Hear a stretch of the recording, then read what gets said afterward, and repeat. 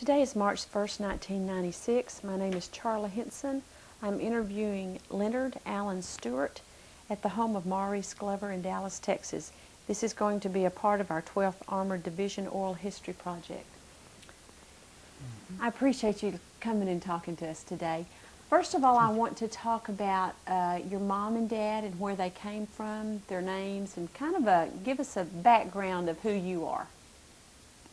Well, my mother and dad were born in Kentucky, wound up in Texas, in Fort Worth, Texas. And Give me their full names. Give me their full names. Mary Effie Stewart and Figures Allen Stewart. Figures? Allen. Allen. Figurs. Okay. And what did your dad do for a living? He was a policeman, Fort Worth Police Department. What years was he on the force? Do you know that? He died in 1928, and he was at work when he died, and they found him up there. Was it of natural causes, or was it? No. Can you kind of tell me that background of that, or? Whiskey. When he was working. So how old were you? Were you an adult, or no? Tell me where you were born. Tell me when you were born. 12/16/1917 in Fort Worth. And tell me about your brothers and sisters. Do you have any brothers and sisters? I have one sister and two brothers. And my sister was found in Fort Worth in the river. And one brother was shot. And the other died of leukemia. It's been a tough time, hasn't it? Yeah, tough. So where were you in the order? Were you oldest, youngest? I was the oldest boy. My sister was older than me.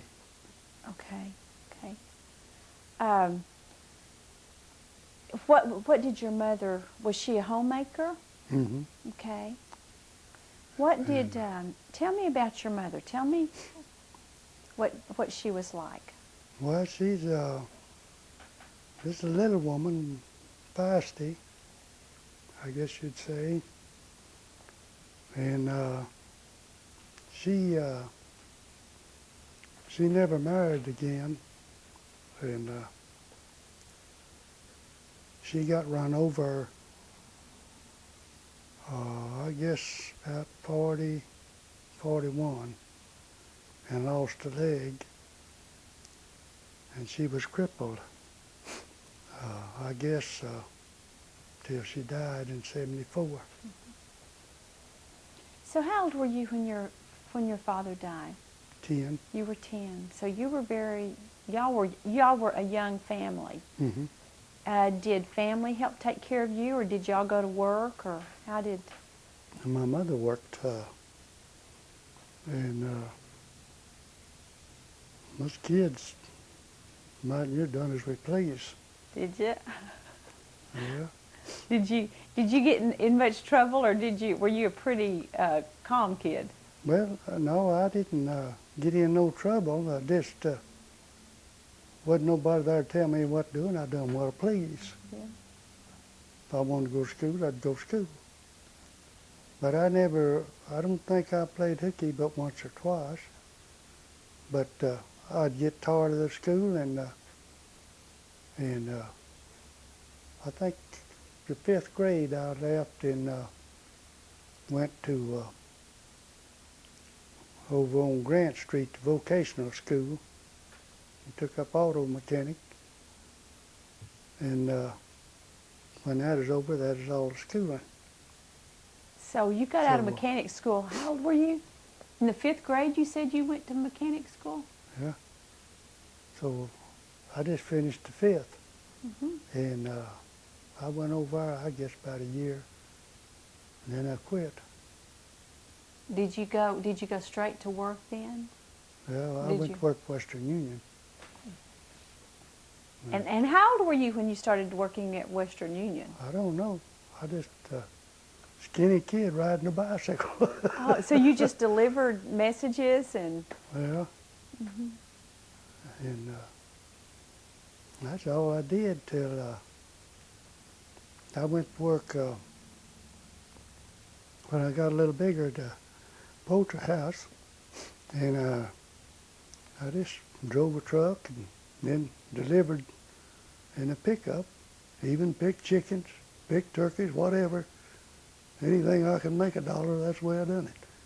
Now, were you still living at home with your mother at this time? Yeah, till 38. Okay. I married in 38, August 38. Okay, and what is your wife's full name? What was her name before she married you? Almarine Cruz, And where's her family from? Granbury. Granbury, too? Okay, so y'all are from Granbury. Did you know her as a child? Did y'all grow up together? No, I met her when I was picking up eggs down there at her daddy's store. So how old were you? How old were you when you first met her, and then you married? 20. You were 20. Well, I guess I was 19, I guess, about when I first met her. She worked a candy counter down there at her daddy's store on the weekends. But when she got out of school, we sneaked off and went over to Weatherford and got married. Got them all stirred up. Did you get them all stirred up? Yeah. Oh, But they got over it. And her people was, her mother, her daddy was good to me. They were good people. good. So when you got married, then what did you do? Did you continue to work driving Yeah. and delivery and? And went to GD. I thought I was going to get more money. And when I got over there, they didn't give me more money. So I quit. And that's when they put me in 1A. Oh, so when were you called to the Army? Do you remember the day that happened? No, I went, the day that they inducted me over at Men of Wales was 5th of May, I believe it was, in 44. I don't remember, it wasn't very long before then till before I went to Dallas and took the physical. So and y'all had been married how long? 38 38, to 44. 44. Okay. Okay. So We had the two girls, and the boy, the oldest boy, was born 8 days after I went in. oh, wow. Tell me your children's names, oldest to the youngest. The older one is a girl, Linda Jean, and then the other girl is Bonnie Lou, and then Larry Allen, and Benny Lee. Okay. So you had 3 children. 4. Well, you had 4, but when you went off to the Army, did you have 3 or 4 at that time? I had 3 when I went, but just 8 days later I had You had the 4th. 3. Had oh, 3. Oh, 3. Okay. When I went in, I had 2. Wow. So what was that like, getting called up and your wife about to have a baby? They didn't Well, they didn't ask you about that to give you No, leave or anything, did they? no, they just, they got, when I got to, when I got to Arkansas from in Wales, I heard them hollering my name one evening, and and they said when I went to office that I'd had the baby, wife had the baby. Then a few days later, they was hollering again, and I got to go home because he was sick. And I went home, and I believe they gave me 10 days. And then I went back to camp, and wasn't long till they hollered me again. I went home, and she had the baby in the hospital, and I got another 10 days. But I got 10 days, I believe, was at home before I went overseas. So I went back to Little Rock, then to Patrick Henry, Virginia, and from Virginia to Naples, Italy. Okay.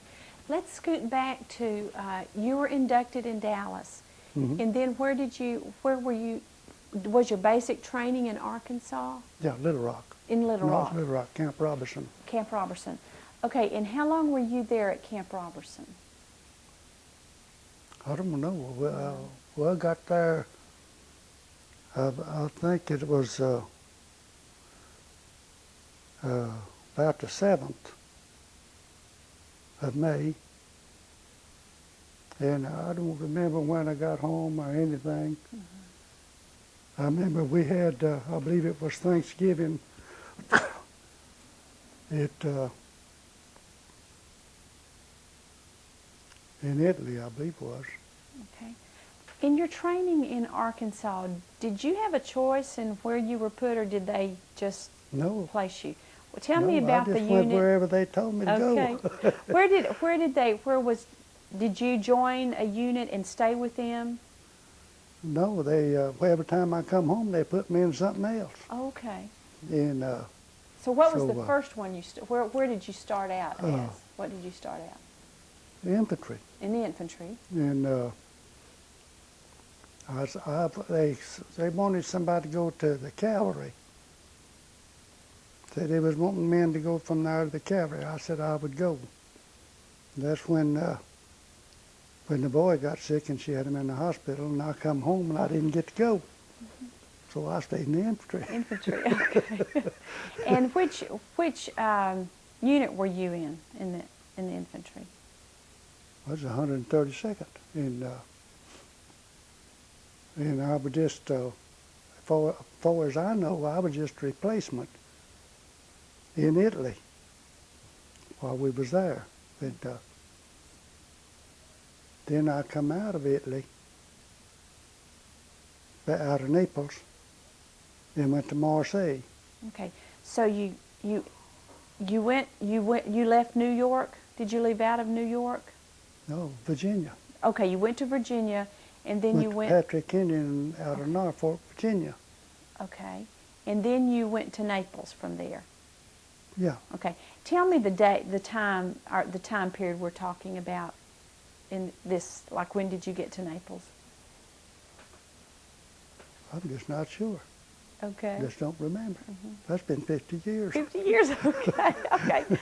Well, tell me about when you were heading into Naples. What do you remember? How you felt, or how your buddies felt? Well, I know how I felt. How did you feel? We got in there at night, and I mean it just as smooth and quiet as sitting there, and woke up the next morning and they started taking us off. Why, I looked out and all I could see was these big homes and stuff on them hills, statues everywhere. I never seen nothing like that. So, well, I was really taking it in. And it just, they loaded us on trucks and took us out to Mussolini's son-in-law's farm, at a dairy farm. Mud was a foot deep, old black mud. And the tents are set on that black mud. You waded in mud and water to get to breakfast in the morning. I'd always rather than stand in it so long, I waited and get on the back end of the line.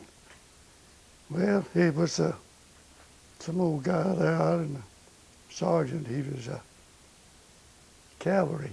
He had that 2nd Cavalry patch. And he come by there, and Pat Mule says, he always got on the end of the line. Say, want to go to town? Yeah, I go to town. Do anything, see anything, get away from that mud. So I went to town. We come home that night, all them other boys that didn't get to go to town made 5 miles. So a couple of days later, same thing. You want to go to town, don't you? I said, yeah. I'd go to town. Them other guys would do the marching. Oh, wow. You were in the right place at the right time. So you were out sightseeing? Were you sightseeing, or did they send you to town for a specific job? No, just sightseeing.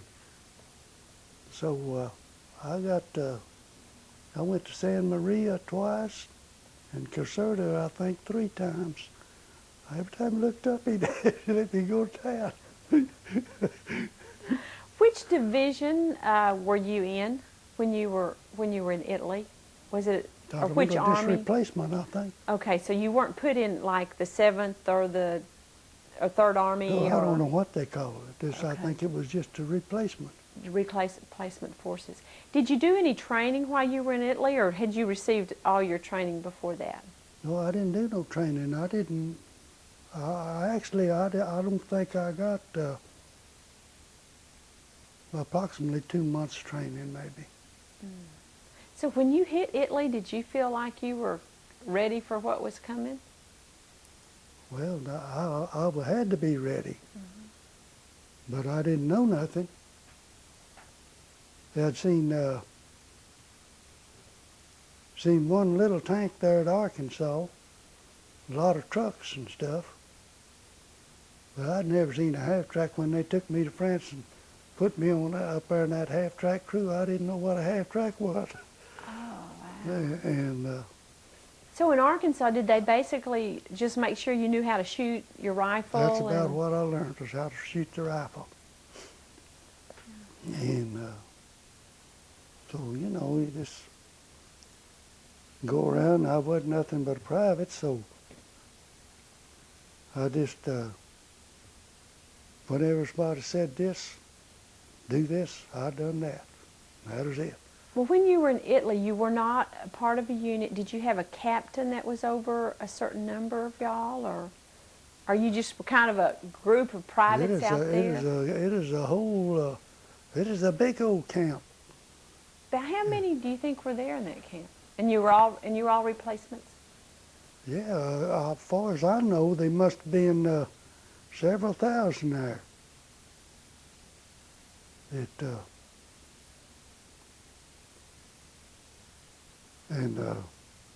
They had only thing we knew, we didn't do nothing, but them old tents kept the rain off of us, and it rained nearly every day for the first 14 days. And the mud was just old sloppy black mud, up about ankle deep all the time. Your shoes is wet, and them old cots, the legs would go down in the mud, and if you didn't move it every once in a while, it'd gradually work down in that mud to where your bottom of that cot would be in the mud.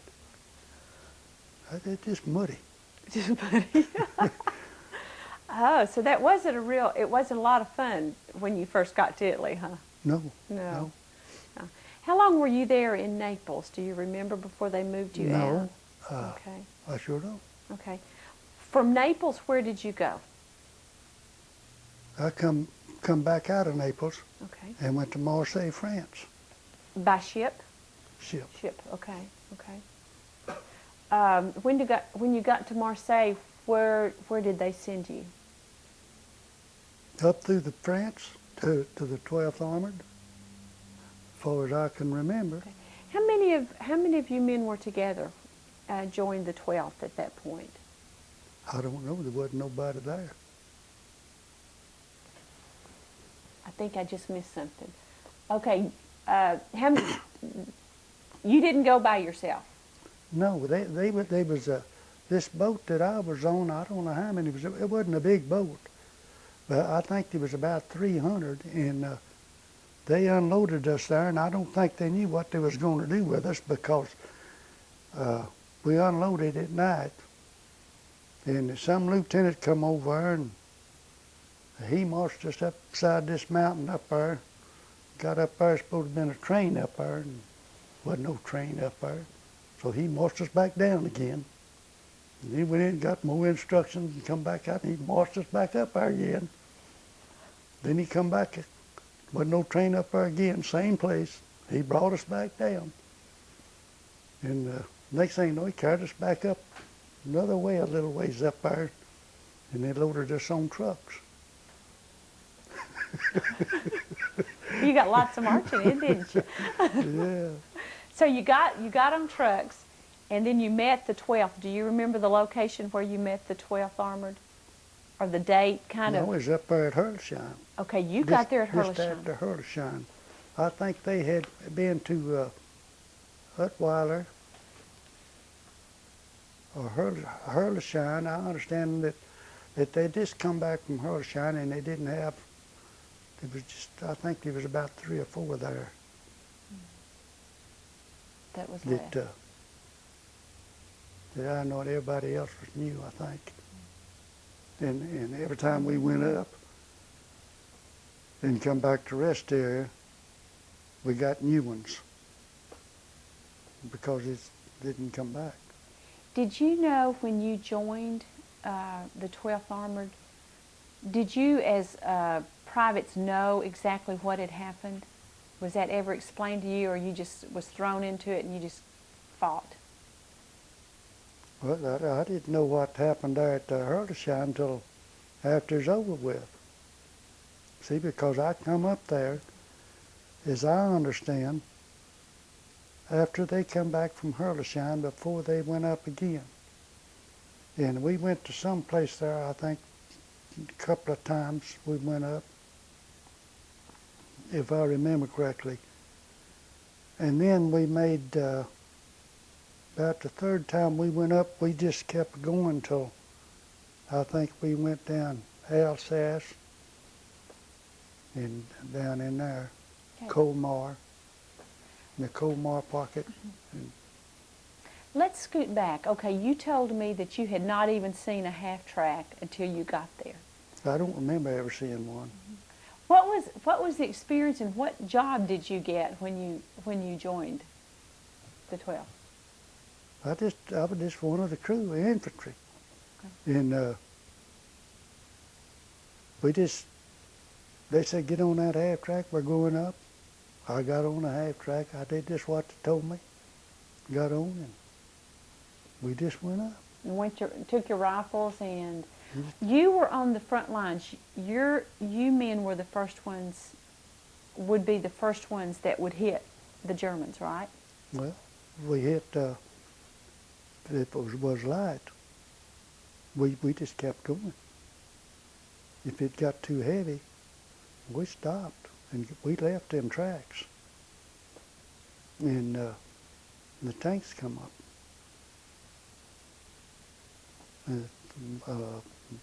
Big most of the time, them tanks was right along with us. But I'd seemed to me like the worst battle that I can remember was Colmar. And I just It's just hard to remember where all you went. Can But I you, remember a lot of the towns they can mention. I remember seeing the names, but I didn't know where I was going or what to expect or nothing. It just, can you tell me about the first battle that you were in? no, I know there was some great big guy, big husky. His name, they called him Dave. I didn't know who he was. But when we come up there, he looked at me and says, "You ever been up before?" I said, "No." And when we started to go up, he says, "You stay close to me." And so I stayed close to him, you know. I'd listen to anybody because I didn't know what I was doing.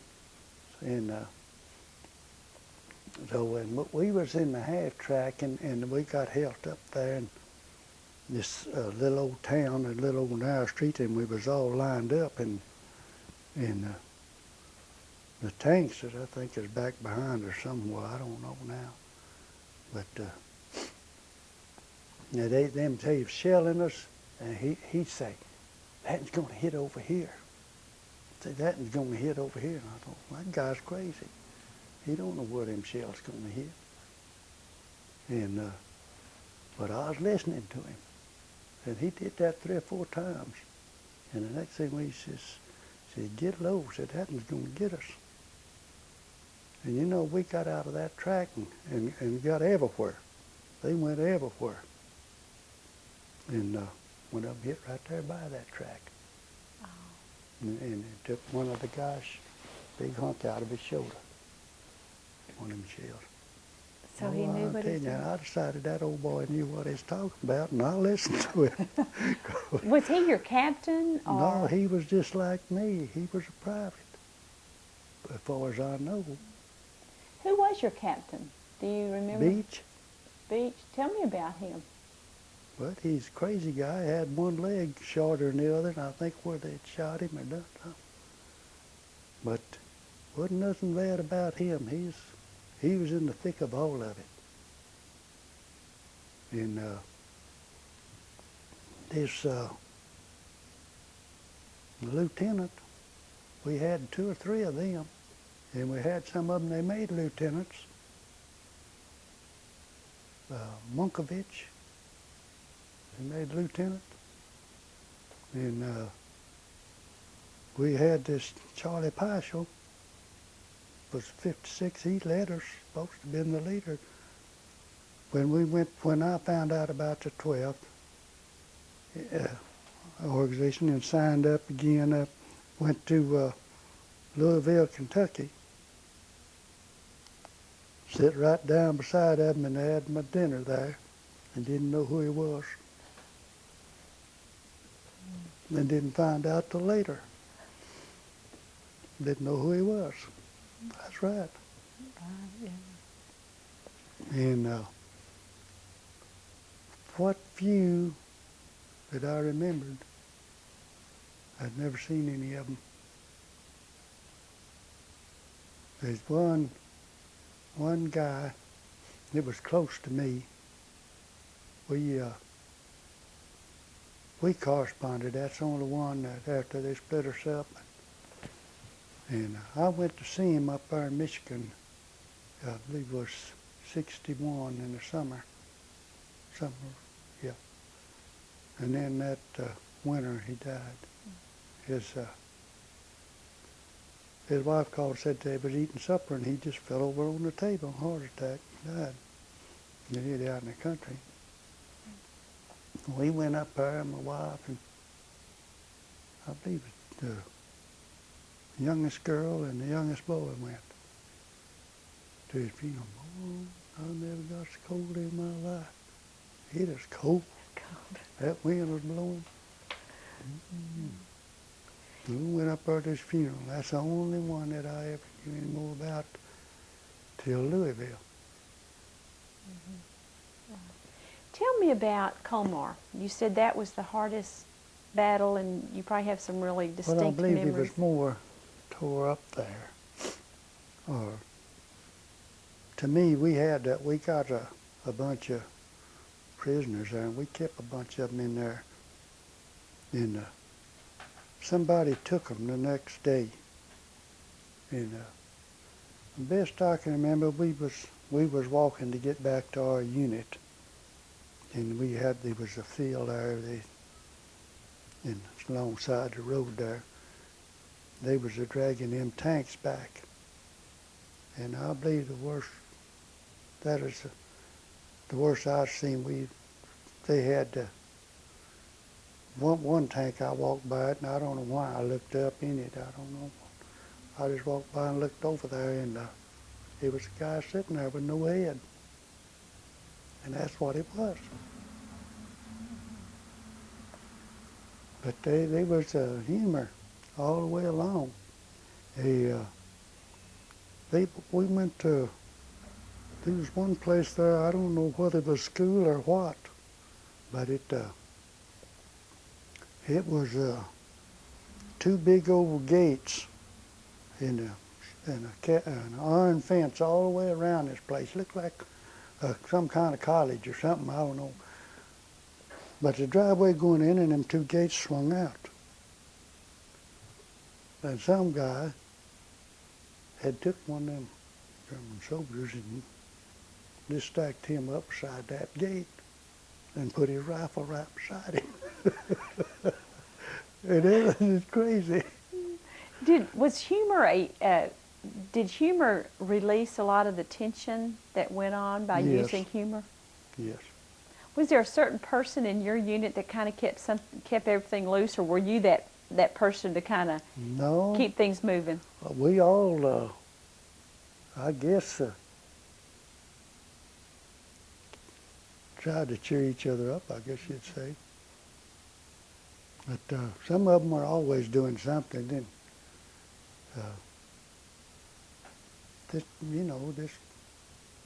you'd come back and time you'd get cleaned up or anything, why, they'd holler, we're going again. Get on the track, we're going again. So that's it. Was that, so there was not a lot of rest, not a lot of time to recoup physically from? Well, no, not too much. It just, you come home, maybe you'd stay a week, or come back and rest here, stay a week, maybe you'd stay 3 days. But at the last there, it kept going. And it seemed to me really wasn't very little rest. Mm-hmm. Yeah, we got down to, in Austria, I guess it was. It was raining bad. They saying the war was over. We'd having a good time. All of us drinking what we could, and my buddy Harry I was telling you about. So I found me a crock bottle. I don't know what was in there. And so Harry, he'd found some wine. We was all celebrating.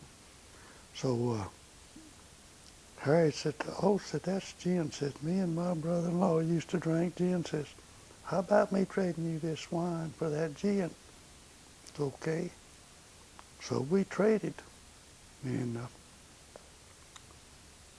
so we're all getting drunk.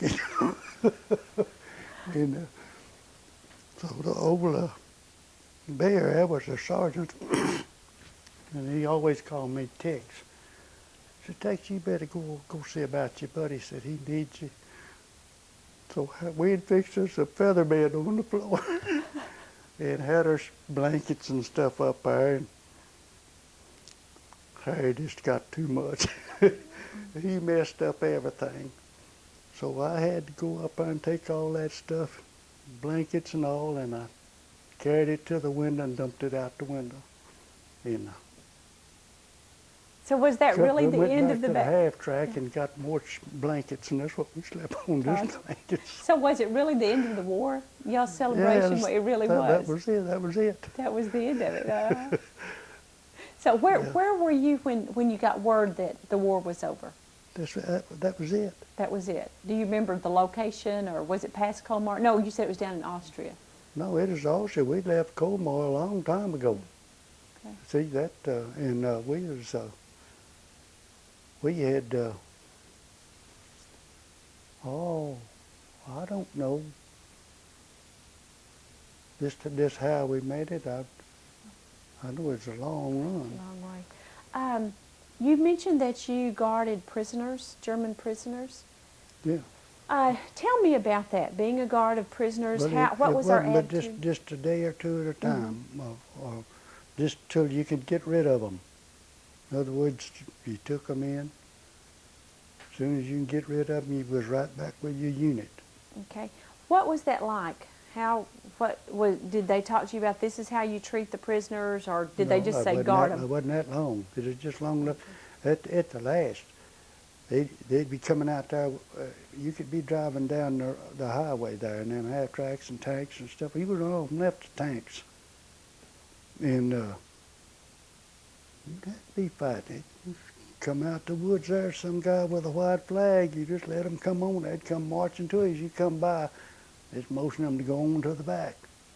And pay no attention to them. So when y'all were going through at a pretty fast speed, getting through Germany, going to Austria, That was the last part. they were just putting up the flags, and you just Yeah, wasn't too much. Well, some of them would put up a little fuss, but some of them didn't. So They come out in droves. Do you remember at what point you realized you could see everybody, a lot of people surrendering and stuff? Do you remember when you realized that this war is just about over? No, well, I did then, but that was way up in the summer. They was still giving us a fit. I don't remember the time. It was just coming and going. I didn't pay no attention to the time. It didn't mean nothing to me then. All I was looking at is trying to stay alive. And evidently I did. I didn't even get hit. You didn't. You were never wounded. No, Yeah. I didn't get hit. No, never. Did your feet survive? You were talking about being wet all the time. Yeah, Did your you feet ever stayed cold all the time. Mm-hmm. But you never got. I never got hit with bullet or anything.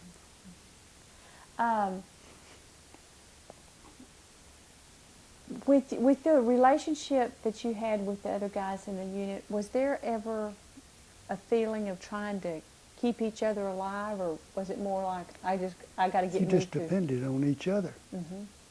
And I think that whether you knew the guy or not, you depended on him. That was there with all of them. But to me, it seemed like when we went up there, I think Harry come in after I'd been there, I guess, a while. But I just seemed like him and I just buddied up right together. Or they just put us together, I don't know. But we stayed together, and we stayed pretty close. And some guy named Heineman was from Chicago. And every morning, if we was back in the rest area, if it was raining or what, he'd say, "It's a beautiful day in Chicago." Every morning he'd get up and say that. Crazy. Just anything, to keep. Mm-hmm. But it just, really, you was mad. Every time you started up, you was mad. And you stayed that way till you got back, and you were still mad. Where did the Mad and scared. Mad and scared. Scared. Where did the mad come from? Just what you see. It didn't take long to see enough to make him mad. You know, you go up there, but them guys that, when I joined them, I think there was about 3 of the originals there in that house when they went up there. Well, it all was a new bunch except them 3, about 3 or 4. So, and each time you would go up, come back, you have to add a few more because some of them that had come in didn't make it. And you just, that's what it was. But you stayed together. You stayed together through the end of the war with your unit, correct? That's how it worked. Yes, I stayed till we come home. I come home with them. But see, when the war was over, the ones that didn't have so many points, they split them all up according to how many points you had. Well, I had children, see? That hit me with the points. And so I had good points. Well, the ones that didn't have many points, they took them out first and was going to send them to Japan. And I stayed, but then I had enough points. I come home. I was home and discharged the 10th of December, 45. So it was all a whirlwind, you know, just on the go all the time. Did you, when you were pushing through Germany, and were you ever one of those that ended up liberating any camps? Well, I don't know the front of the units if you wasn't right on the front. I remember lots of them would come by, skinny, look like his ill nurse, run alongside the half tracks and stuff, hollering at you and all that stuff. And you'd take them and set up beside the road, stop them, had them in them old trucks and old 4-wheel trailers behind them, and they come down the road wiggle wobbling like that. Then they'd stop and get them off of there and put this powder and stuff on them, you know, get rid of the bugs and stuff. People looked like they were just, as far as actually going into the camp, I didn't. Did y'all realize what you were seeing? Now on this side of it, we understand what happened in the camps and stuff. Did y'all realize who they were and what they had come from, or did you just see people that looked horrible? Well, we knew they were prisoners. Okay. We knew they were prisoners, and because everybody stayed away from us, except them. When you come by them, they couldn't get to you, and just to holler and running along there, and the guys was giving them off them C rations and stuff, giving it to them. And, you know, but as far as going into the camp, I didn't. I don't remember going into no camp. Mm-hmm. I want to know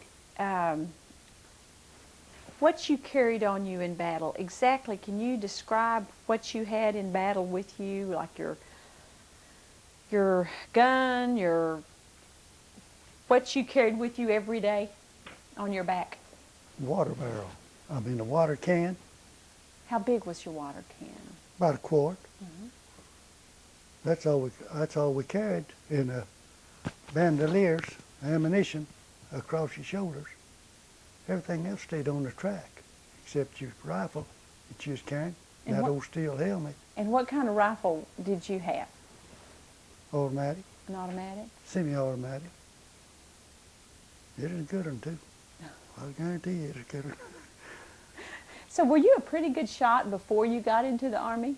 Or did you learn how to do it? No, well, I'd shot a .22, but I never shot a big gun.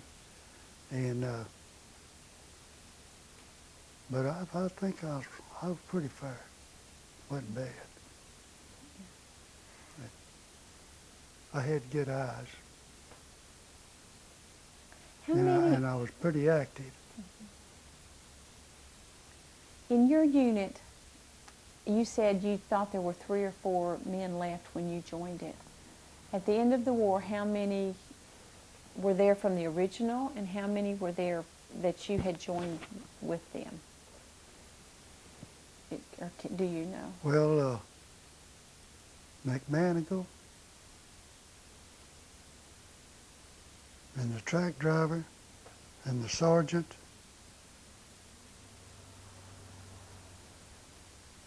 They was scattered out so much I don't remember. But I don't remember any. They wound up putting me over in a little old town named Baldwin, back in the mountains there, and we were just a few of us over there. But I think the sergeant was only one there because they'd take them away, according to the point system. Mm-hmm. They'd take them away. And there was new ones that coming in, they just like that, in and out, in and out, in and out. So what was your job over there when you got taken, when they kind of just started disbanding? What was your job? Sit around. I got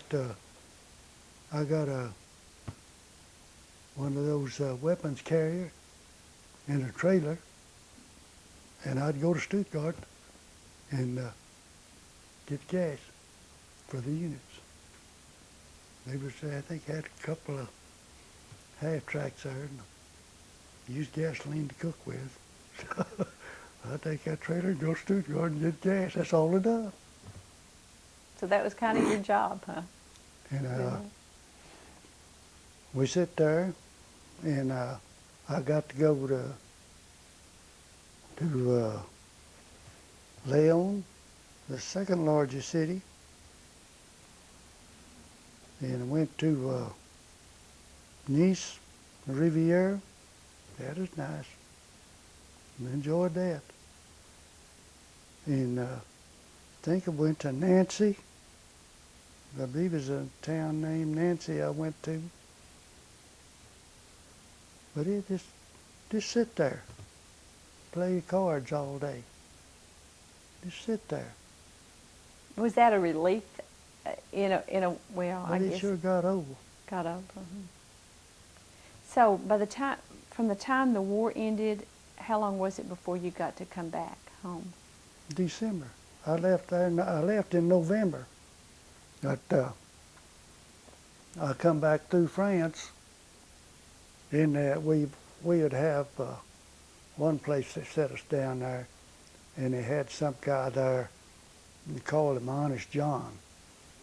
He could sit down on one of them duffel bags and start telling his jokes, and they didn't run out all day long. You sit there and listen to them jokes all day. But it was just regular old rigmarole, just killing time. Nothing to do, nowhere to go. As you look over your wartime experience, is there one thing that always comes to your mind? Well, yeah. Can you share that with us? Well, yeah. The night me and Harry, the Krauts like to got us, we went to sleep. And the sergeant messed us up. We come in there and he told us, I want y'all to dig in here, you and Harry. And we started digging this hole for the night. It's alongside a railroad track. And so we started digging our holes. And after a while, I come back and said, hey, I'm best place to put my machine gun over here. Says, y'all better pull back about 20 foot here. So we pulled back, but we was bad-mouthing him because we didn't want to have to dig them holes again. Well, that night, I guess I was about out of it. And I'm sure Harry was too. But I heard somebody say, come see out. Well, them Krauts had sneaked in there and they come to them first two holes because they saw us digging in before dark. And you know what? We hollered at them, handy ho, and they dropped to the ground. It was dark. Well, the moon hadn't come up over that railroad track, and we couldn't see, but we just kept firing. And the next morning we had them. We had one man and 2 rifles, extra shoe, some extra clothes and stuff they got rid of. But it was funny because in a way, you know. But they sure liked the guys because we were asleep. Oh, me. But I guess if that sergeant hadn't made us move them holes back, they'd have took us that night probably. But I'd have probably been like Marvin, eating that potato soup. Is there one of your captains or lieutenants or any one of them that stands out in your mind through your experience? Well, Beach is the main one, and there was a Major Clark when we was coming home. I was driving a Jeep and leading the trucks through the town. There's 3 of us, 4 of us counting the Major Clark. He was real good. He was real nice. All of the guys was nice, really. But Beach, the main thing I remember about him when I first saw him, and I found out who he was, he crawled up in the half track, and we had the 50 calibers on the half track. But he crawled up in there and got in that turret, and we was standing there, this one leg shorter than the other. That leg just shaking. Well, he was shooting that 50 caliber one just in the thick of it. But that man wasn't scared of nothing. Did he make it through the war? Yeah, he lives in California now. Oh. I've seen his name, but he's been operated on 2 or 3 times. I've heard. I've never seen him since then. But they took him out, and he went to Japan, I think. Oh. But he was a good leader and a good man. Oh yeah, he was really nice. Yeah. Really a good guy. You know the man that you were telling us about earlier that told you to stick with him the first time, Yeah. Dave or Dave? Dave. It's Richardson's. I think it's David Richardson is what I think his name was. What I found him in that registration book that I can remember. He was the one. So he made it through the war with you. I mean, he made Yeah. it through also. Yeah. How long were you with him? How long were y'all together? I don't know. I think it's January. I think it must have been about 18th of January or 20th, somewhere along in there when we got together. And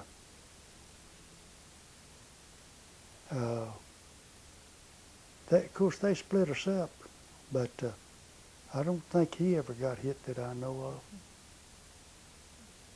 He was a big guy. I mean, big, broad shoulders. Mm-hmm.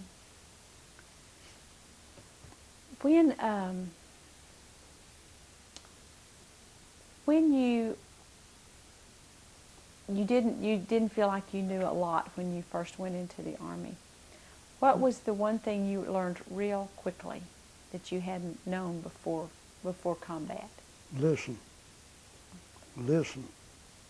to what they told you. That's the main thing. Listen and keep your eyes open. Don't stand still. Don't get in no big huddle. Keep it moving. What was it like? And there's another thing. Don't walk up on somebody when you shoot. Don't be sure they're dead before you walk up on them. Don't walk up on them because they'll get you. I got a good eating out because I was watching one, and I got a good eating out because I didn't shoot him the second time to be sure he was dead. Was he alive? Well, he was alive, but he was shot, and I was watching him. But I was still walking toward him, and the guy named McManigal, he chewed me out right quick. Says, "Don't never walk up toward them guys. Be sure you know they're dead." And that's what I did from then on. Them people, they help you. They tell you what to do. You went in there, I didn't have no idea what I was going to do. Fact is, I didn't think I was going to ever shoot anybody. But it didn't take long to change your mind. Because it just, you just get that way. You're mad all the time. Can you remember the first time you saw the enemy close up enough to realize this is, not shooting far away, but up Right close? after Colmar, the first time I went up, well, we saw him. Yeah. So then it was just time to do the battle, just to battle it out. Yeah. Well,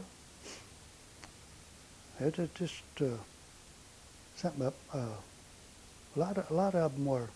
You felt bad because they had brought in what looked like kids and old men. But some of them were still there that were still going strong, and they were well trained. I mean, I think that most of them I run into, actually I believe knew a lot more than I did, was well trained, husky, big men, and they knew what was going on. I was just lucky, I think. Was there one thing that you can look back that helped you get through the war? Either a feeling or family at home? Is there I just anything? wanted to go home. I wanted to go home. That was it. Because that's all I had. That's all I cared about. Yeah. When you came home, did you see your family first in Granbury? Now my wife and her brother met me in Fort Worth. And from there we went over and saw my mother. And then we went to Granbury the next day. And I bet you were glad to see those kids.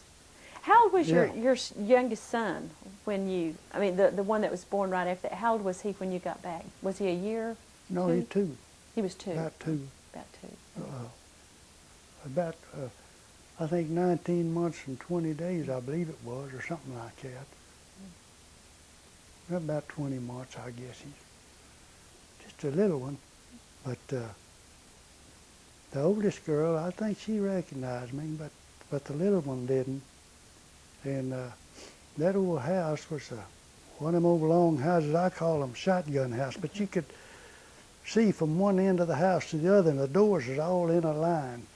And when I come up on the porch, you see in the front door, you could see all the way through that old house.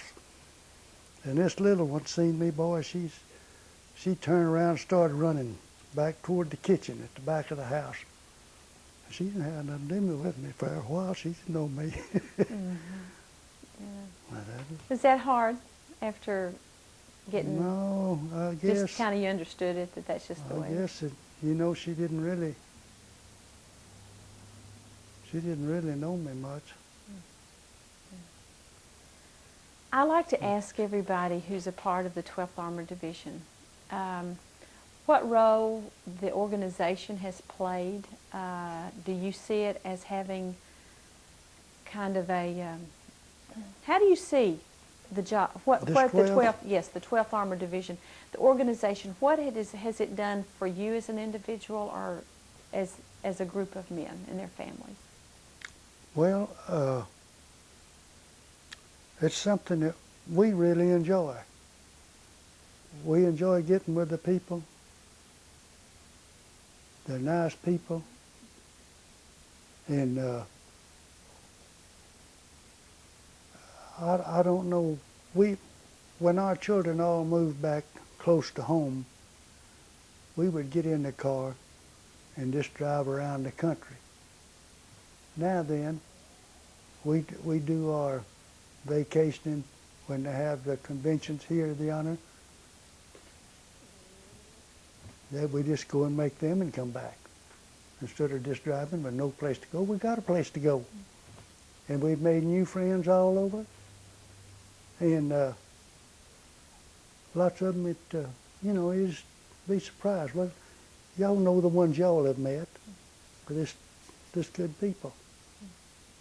That's the way I see it. Do you think the organization has helped you as veterans kind of process that war and be able to deal with it better? Well, I didn't know nothing about them till '92. Oh.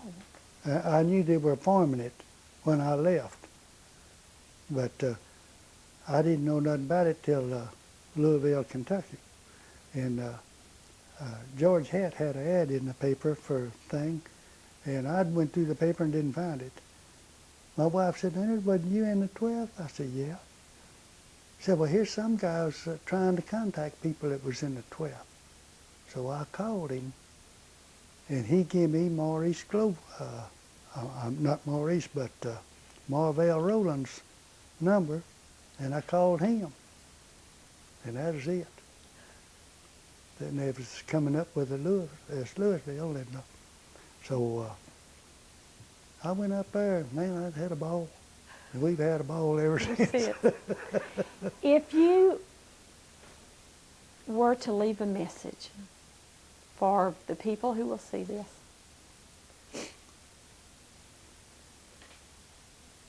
what did the war teach you, and what would you like your message to be for those people who will hear this tape? Trust your fellow man. That's really the thing. It's hard to do now. It's really hard to do. The world is different, altogether different. But it's for one thing, now, there ain't no way I'd stop and pick up anybody. I wouldn't try to bum a ride with nobody. I'd walk.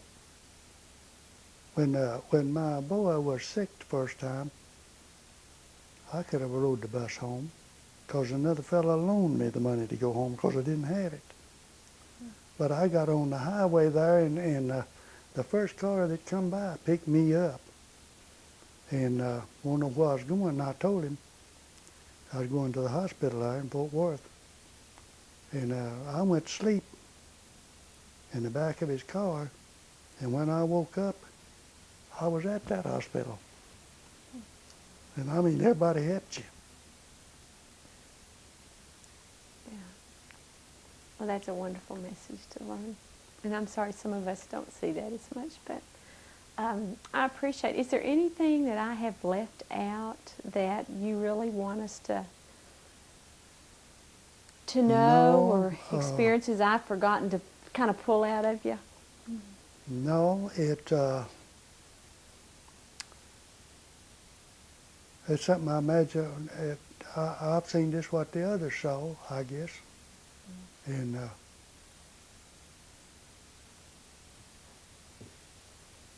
I imagine some of them saw it a lot rougher than I did. You know, because I was one of the lucky ones. And that's all it is. Yeah. That's the only thing I can think of.